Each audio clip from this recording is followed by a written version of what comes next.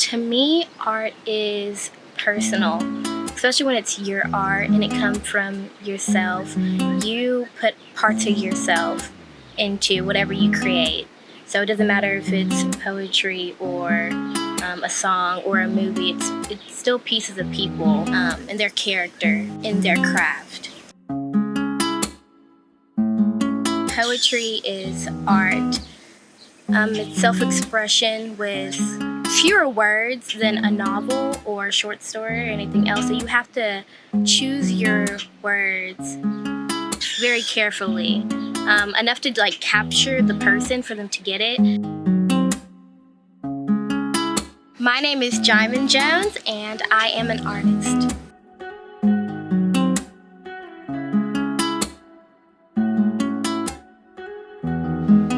Myself, I deal with a lot of thoughts in my head. Sometimes just writing something down, whether it turns into poetry or not, it's like a clarity in your mind. So something that you have beating in your head, it's just like, oh, let me just write this down. And for some reason, I don't know what it is, it lessens the weight that's in your head.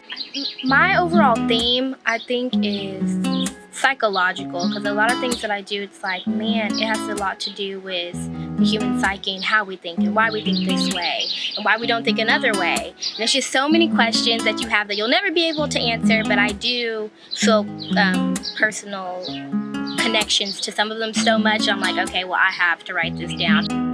Just read. Just like music, there are every genre or movies, there's every genre or category that you can find from there, and also poetry. So find what you like, maybe somebody that you're inspired, like some of my students, whenever I student taught, they were talking about they didn't get poetry or something, and I explained to them, you understand rap music or any type of music is just poetry with just sounds in the background. Like, yes, we have music, but it's also how you make a song is whenever you're having those words.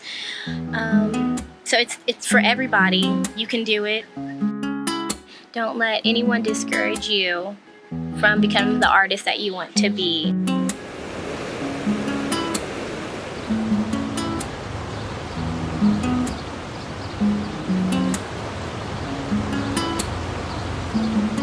I see you. The first time was just a glance, but the second time was gut-wrenching, knee-numbing, tongue-twisting, and the beating in my heart was something new. Damn it, I couldn't even look at you. Now every time I come into that place, my sanctuary, all I can think about is you. The way you meticulously put the books on the shelves, open the door for others, smile as you help people, it's beautiful. All qualities I approve. Then the day happened. All my side glances have paid off.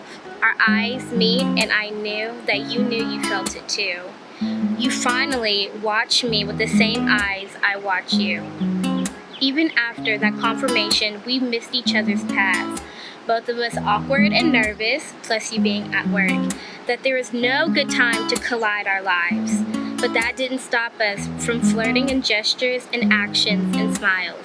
And when we are apart, instead of listening in class about Milton or Harriet Martineau, my mind is filled of you.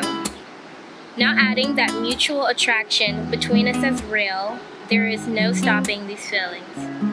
Now it's the day. I've been waiting all week to finally see you, talk to you, show you who I am. You'll do the same too. Friends of friends of friends brought us together because they know what we'll have in the future.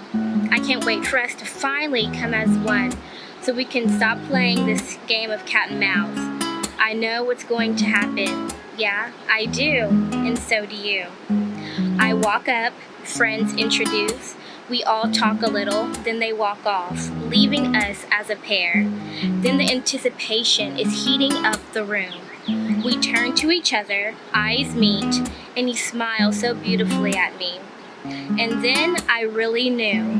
You open your mouth and I predict all the words that will spill out.